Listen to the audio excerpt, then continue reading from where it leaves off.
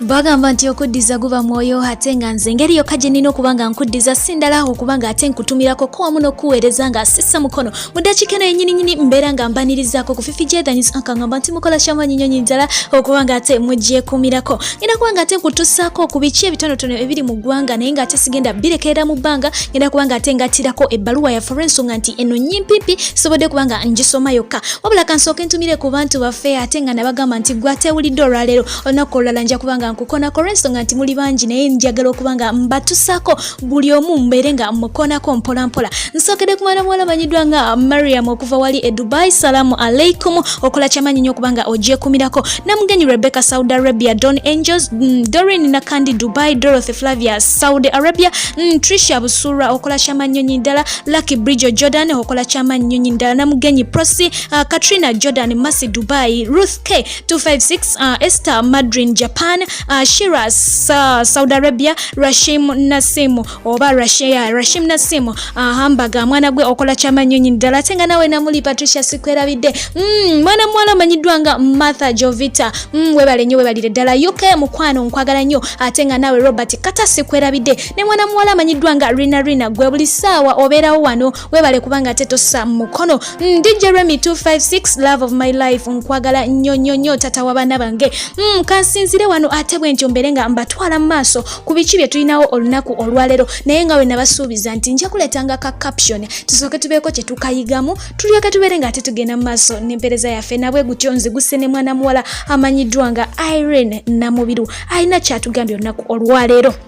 era nga atugambye bw'ati olunaku olwaleero nti sometimes you have to stop worrying, wondering and doubting. Have faith that things will work out, maybe not how you planned but just how it is meant to be. Nga kikyategeeza mu ekyo nti tulekera okuba nga ate tweraliikirira twewuunaganyako wamu n'okwebuusabuusa tubeere bubeezi na kukkiriza nti ebintu oba oli awo bijja kuba nga ate bituukirira. Ebiseera ebisinga abantu abamu tubeera n'ebintu bye tugoba naye ne tweteeka ennyo ku pressure n'okweraliikirira ng'olaba tekigenda kutuukirira kugamba ne weeteekako stress naye nga ye kyakugamba nti ekyokubeera kyakubeera, what is meant to be will always be. Nyinza okuwa ekyokulabirako ekyokufa. Ffenna teri apulaninga kufa, teri ategeka kufa naye olw'okuba nti kiri mu mateeka bwe kityo kirina okubaawo era okufa kulina okusanga omuntu yenna. Kati mbufunze ekyokubeera kiri kyakubeera ne wobeera ng'onoonya lubuto waba waakulufuna ojja kulufuna oba onoonya mulimu waba waakugufuna ojja kugufuna naye nga tolina kubanga ate weeraliikirira nnyo kutuuka ate kubanga obuukako. Mu ddakiika eno yennyini mwana mulenzi amanyiddwa nga skin rapper ali mu kibuga amanyiddwa nga Phiphie bw'atyo awezezza emyaka gye 27 egy'obukulu era nga leero gabadde mazaalibwa ge.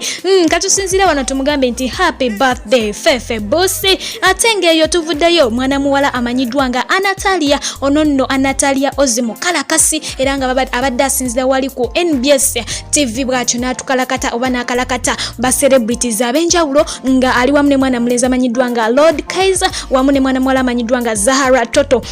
nga basabuka mu ngeri omu oba endala ku program ebadde manyiddwa nga Uncut kalakata. Ono gye buvuddeko yayingira mu byobufuzi era nga guno omwaka gwo atulagidde ddala nti ye ebyobufuzi alina kyabyagaza oba birina gye bimutwala era nga bw'atyo yavaayo n'aba nga yesimbawo ku bwa LC5 Lord Woman Councillor Rubaga North 221 okutuukira ddala 226 era nga wano ensinzira okusaba abantu b'ennakulabye Rubaga Namirembe Bakuli mumulabirenga ddala omukyalo oyo kaakati yo management ye evuddeyo nebanga ate emuwumuzaamu kayala mu bufunze emuwaddemu ndooza kaliivu okutuukira ddala mu mwaka ogujja omwezi ogwokubiri mujja kubanga temukyamulaba akalu kagenda kubanga kamuwuuba ng'enjogera y'ennaku zino bweri agenda mu struggle oba okitegeera agenda mu struggle so mu bakalakasa bagenda okubanga bakukalakata for the meantime okuviira ddala kati okutuukira ddala wali mu February ajja kubanga ataliiko mwana muwala oyo.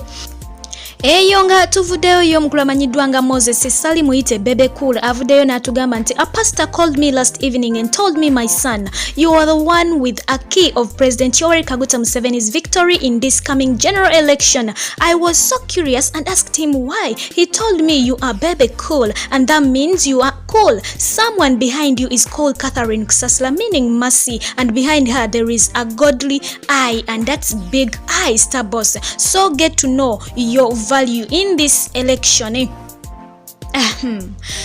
Ebyo bigambo bya mukulu Bebe Cool Moses Sali bwatyo pastor bwe yamunyonyodoba pastor yafunye okulabisibwa n'amutegeeza nti munange gwe gwendaba n'ebisumuluzo ebyomukulembeze w'eggwanga Yoweri Kaguta Museveni okubanga ate awangula akalulu kano ketwolekera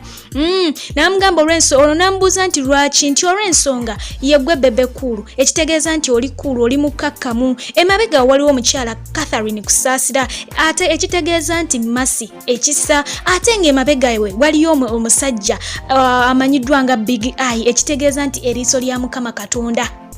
kaakati n'amugamba babe nga beegatta wamu bakwataganire wamu bamanye omugaso gwabwe baleme kubanga ate ekintu bakizanyiramu yeyo message pastor ye tetwamutegedde naye nga obubaka bwowe butyo bwe bufaananyeko kati ate mu kuvaako eyo ngenda kubanga nkutwala mu bbaluwa yaffe ey'olunaku olwaleero naye ngenda ekigindeseza mainly tewali muntu yagimpadde nti anoonya magezi naye olw'okuba nti nze nagisomye ne manya nti abantu bangi bayita mu mbeera efaananako bweti naye nga tasobola kubanga avaayo kanjisome osanga oba oli awo tunaabako obulamu bwe tutaasa mu mbeera eno mwana muwala ono agamba nti yafumbirwa era nga yafumbirwa kadaali wabula nga tebanaba kubanga bafumbirwa n'omwagalwa we tebasooka kubanga ate baddeetingako kubanga beemanya buli omu mizeegye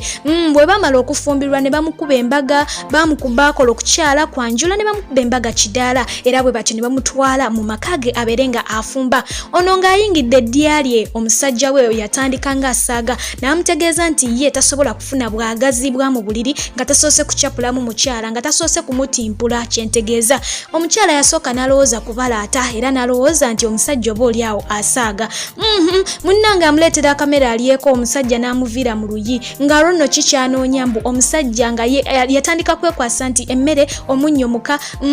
emmere tewooma ekyavaamu n'amuchapula oluyi olwo nno nga omukazi n'asooka n'abyewuunya n'agamba yiyi ate onankuba kiki n'amugamba nti nakugamba nze okufuna obwagazi bw'omu buliri nasooka kola ki kukuba mukazi era we simukuba obwagazi tebujja era we yamala okumutimpula mwawo obwagazi munnange ne bujja era ne bagenda mu kikolwa naye ng'omukyalo ono agamba nti emirembe gyamugwako bagimuggwako olw'ensonga nti baawe buli lwabanga ayagala akaboozi alina okuba nga agunjaawo ensonga yonna yonna gy'aba yeekwasa n'amutimpula bubi nnyo nga bw'okiwulira ate ye eri mutaka n'aba nga akuba salute babe nga ate boolekera ennamboole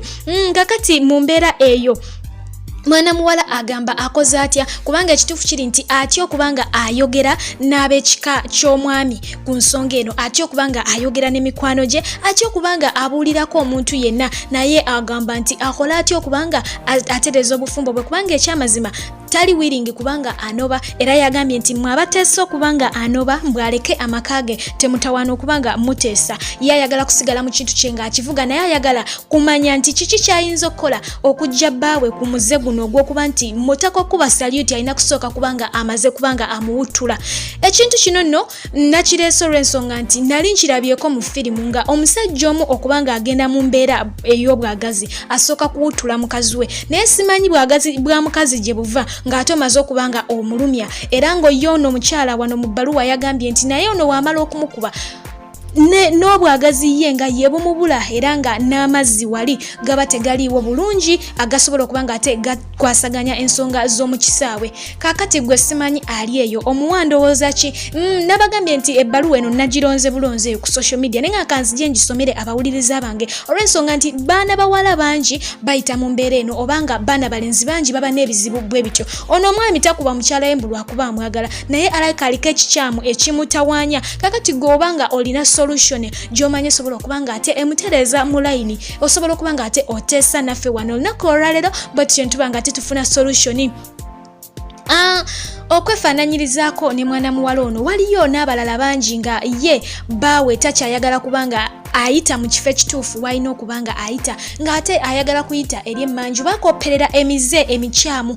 bangi gye bali eyo naye nga tasobola nze ebbaluwa nzijja nziraba okwo ku social media ng'agamba nti baawe amuyita mmanju awafulumira obubi ekintu ekitali kituufu ddala ddala era ng'agamba nti abeera naawo ng'ate obubi bumuyitamu buyisi olw'ensonga nti waluzinga control kubanga baawe gy'akozesa ng'agamba nti kyatandika ng'ekisaaga ng'alowooza nti oba oli awo kinaakoma omusajja anaaba ng'ate akivaako kyo naye ate omusajja nasigala nga akibeerezaamu kwegamba omuzane gusigala nga gukula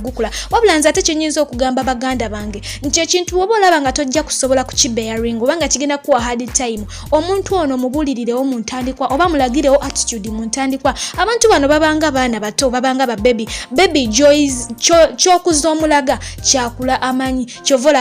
abaana abasinga bagamba bavumaganya banyaabwe kubanga aba empisa aziyigidde ku nnyina bw'abanga yakula naye kakati abantu abo nabo we batyo gye bali nga baawe ye ayagala kumuvuga lupanka tayagala kubanga ayita mu kifo ekituufu naye nga singa mu kusooka oba ogaaniddewo kubanga nawe okimanya ekyo si kituufu ogaanirawo mu kusooka prevention is better than cure nze ndaba oba toyina kyamaanyi nnyo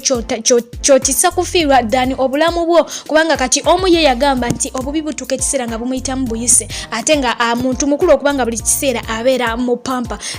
ekintu kino nkireese olw'ensonga nkimanyi nti embeera eno bangi abali wabweru eyo abagirimu eyefaananyirizaako bweti kakati tugattire wamu tube nga tusobola okuba nga tutaasa abantu bano nga tuyita mu kuteesa gwe magezi ki gw'omuwa kuteesa ki kw'oyinza okuwa omuntu ali mu mbeera eyo omusajja afuna obwagazi ng'amaze kuwutula mukazi omuwa magezi ki noono ali mu bufumbo nga bbaawe amuyita manju naye nga yawulira kati akikooye naye omuwa magezi ki oba ofuna bulungi weyongera okuteesa weyongera okwekumira ku Phiphie gye nabagamba nti wano tuliwo okuyiga ate nga n'okunyumirwa bwe tunyumirwa betusoboddeko kutumira olunaku olwaleero ba sweet temunyiga nkyaweereza tukyaliwo nkyayongera okuba nga mbakonako mwenna ngenda kuba nga mbakonako okutuukira ddala mwenna wennabeera nga ate mbamalayo ate mmale mbaddemu kwegamba tubiddemu